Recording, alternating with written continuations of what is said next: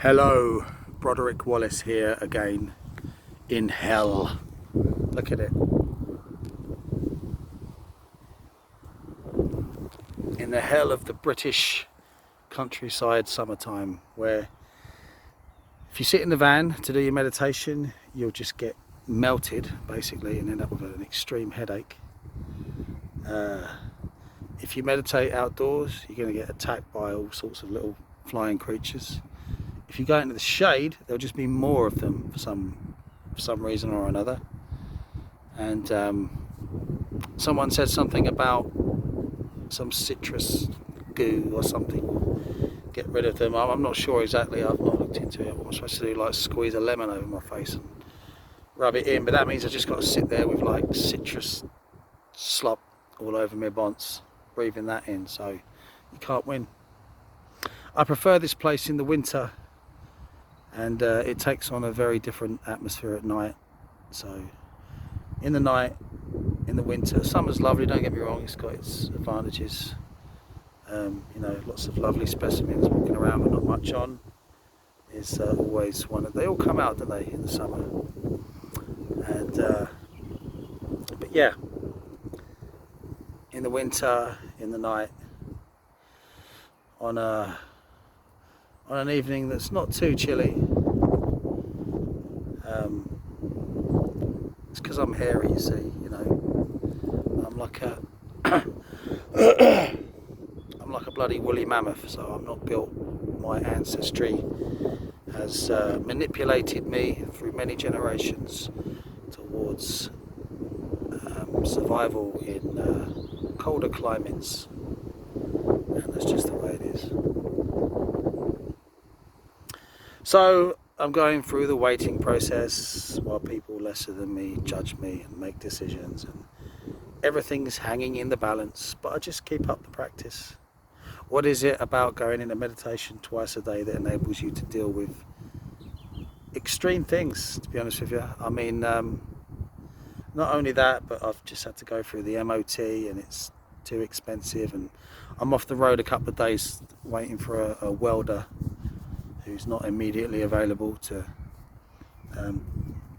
get the job done. So I've got a couple of days to reflect in this nightmarish realm of the heat of summer pressing down upon me with the, I don't know, it seems to exacerbate the sense of like society and people and all that pettiness and silliness just trying to get in and take its pound of flesh, trying to wipe you out.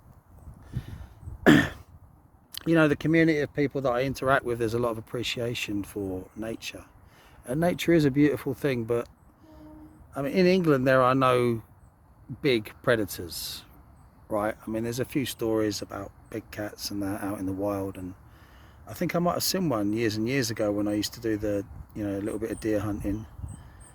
And there are stories of boar, wild boar, but this is so rare, and as far as I know, there hasn't been any actual like dangerous incidents yet. So, to all intents and purposes, it's pretty innocuous. I mean, even if you get bitten by an adder, you'll probably survive, you know. So, and they're very rare too. Apparently, there used to be bears and wolves.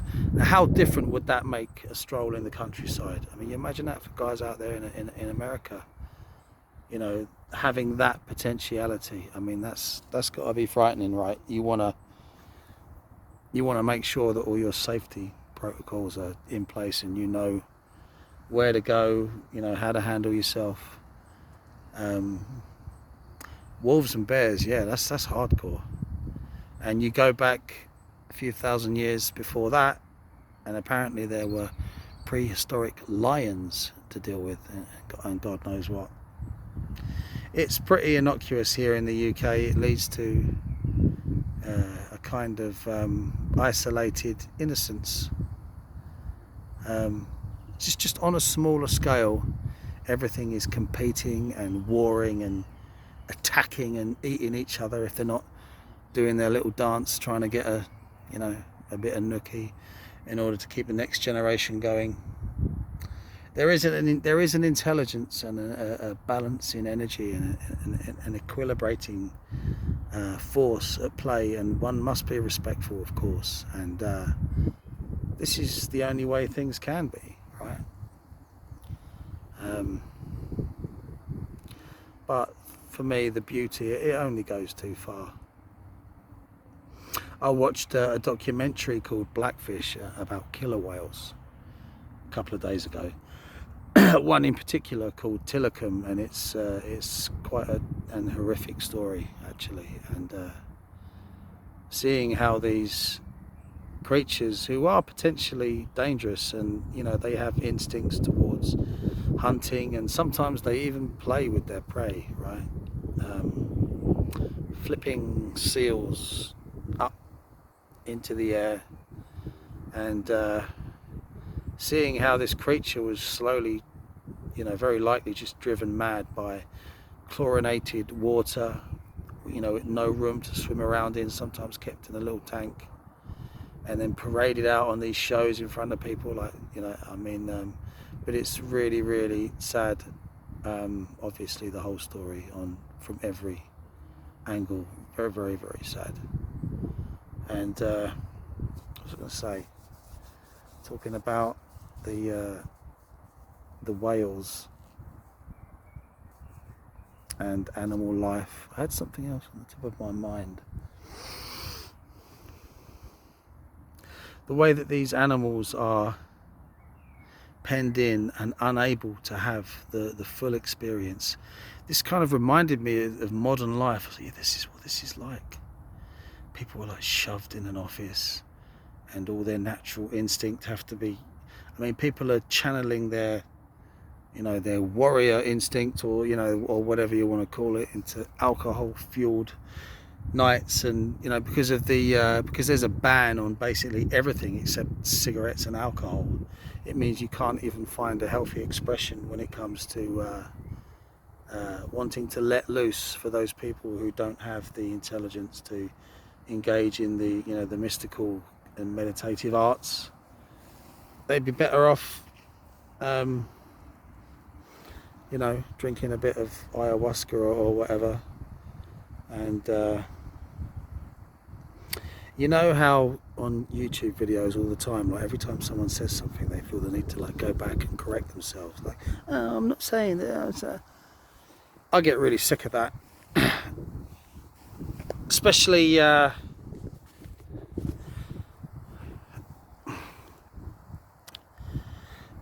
get really sick of that, because I'm realizing more and more, and this relates to my case, that your speech is being policed and judged in a way, like, unless there's some kind of extreme motive or outcome, or there's an actual real world consequence, it's just words from the point of view of the majority. But words are really important in terms of the person speaking them, the way that you control your words, you know, it means a lot in terms of your, you know, your inner life, etc. But the way that this is going on is just gone beyond the joke. Everyone is censored, mask on, follow the arrows, shut up, no one cares what you got to say. Welcome to the new global utopia. Do your job. You know, there's some tracks for you to run along. If you run too fast, you'll get fined. Everyone's watching you. Have your McDonald's, have your Doritos, watch the shite Hollywood movie that means nothing. And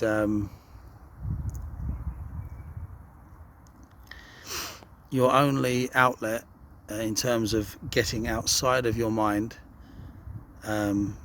if you haven't got the intelligence for other pursuits, is cigarettes and alcohol. And it's like, what do you expect?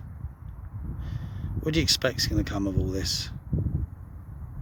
Especially when you've got a class system that just is so hard to break out of. And a government that, even though I, you know, do strongly believe in the hierarchy and merit and all this kind of thing, and I see the value of old-fashioned ways.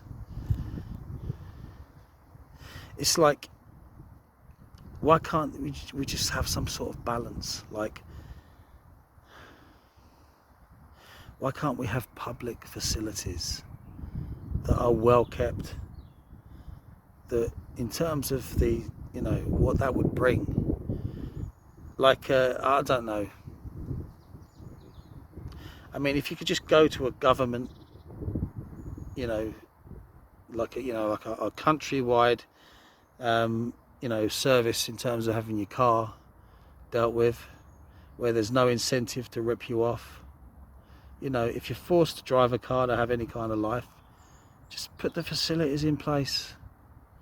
Can't we just have a, you know, a transport system that is government run, and, you know, the hospitals all funded properly? There's enough money to go around. And yet,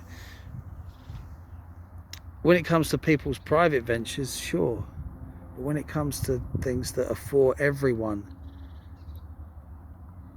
if you run them down, you know, in terms of making a profit, the idea is that you know, competition and, you know, contracts will drive a kind of competence, but it doesn't.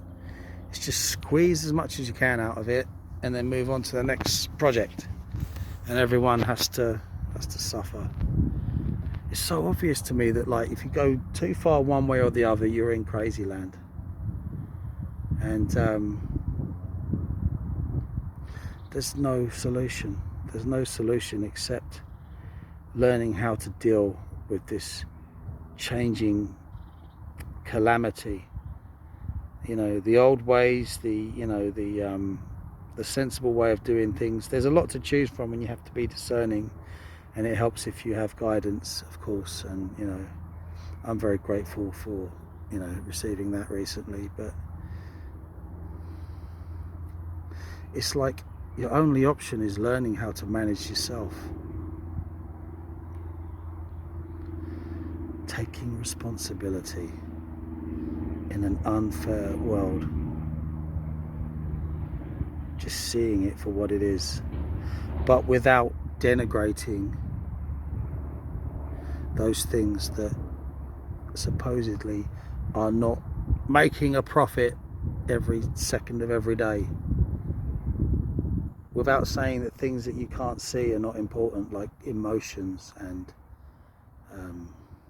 this whole focus on everything outside all of the time is so unhealthy, because we experience everything from the inside. You need to take care of the inside first, surely. I'm having a rant. I probably, you know, if you go back through my videos, I might have even changed my mind on certain things, or I feel like I hadn't quite explored it, and then I thought, well, what's the point anyway?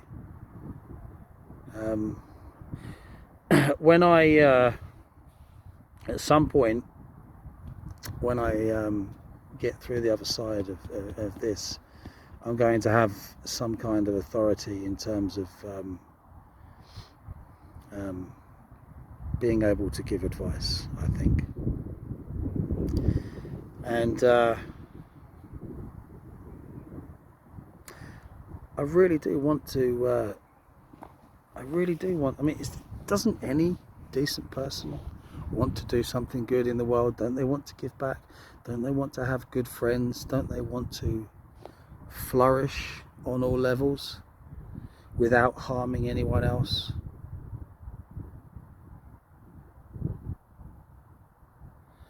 Of course they do.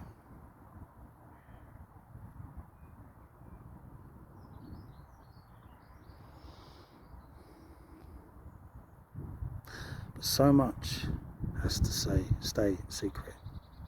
So much cannot be understood unless you're going through that journey on that path. And even if you are, you have to accept that there's so much that you cannot possibly understand.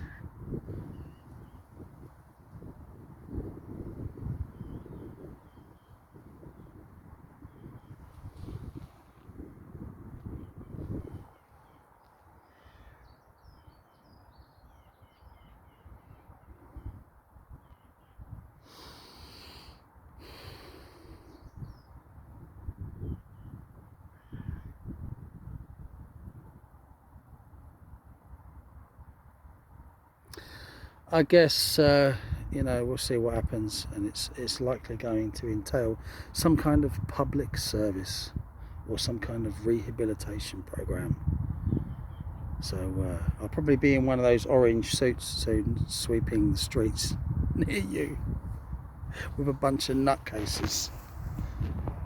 You know, I just know straight away. So just don't say too much. Just get through it.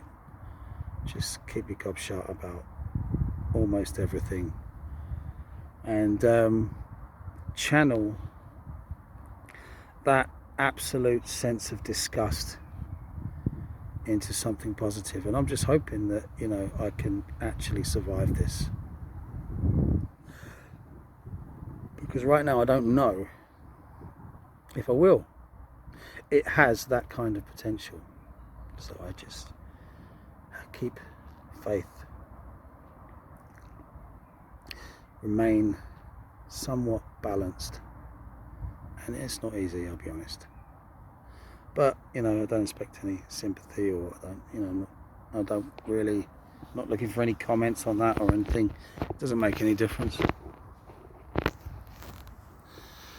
Oh.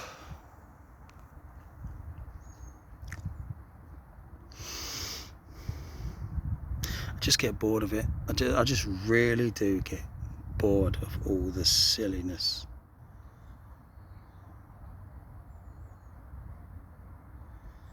It's such a fight, it's such a struggle. And the paradox is that the best way of conducting yourself in this struggle is to go inside before you make any actions outward, and understand that everything here, although it's important and everyone has a role to play, it's not the be all and the end all,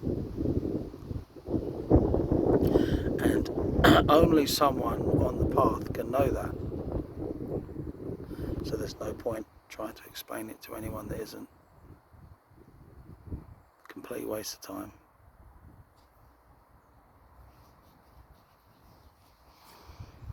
Okay, I'm going under for 30 minutes, going within, and I won't make another video until there's some kind of resolution and I know exactly what's going on. And I think it's important to, to state that before I know everything's going to be okay. I should document my attitude towards it.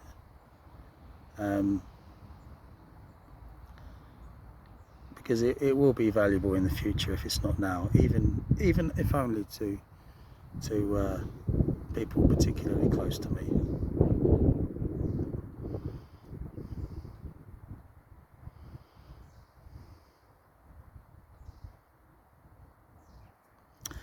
It's always going to be war. It's always going to be competition. It's always going to be silliness.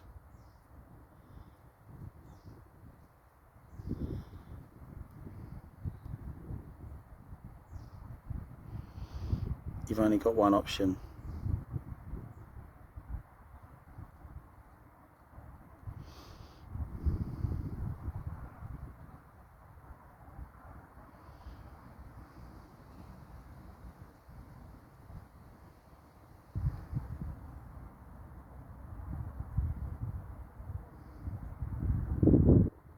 That makes any kind of sense at all, and that is to see not only the big picture but the meta picture.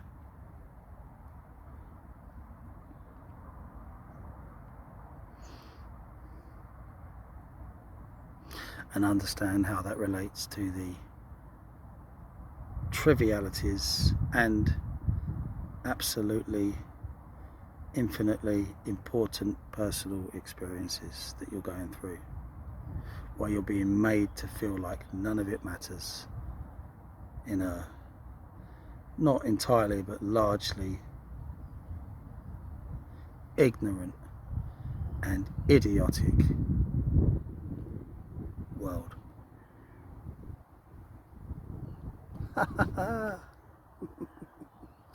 Whatever.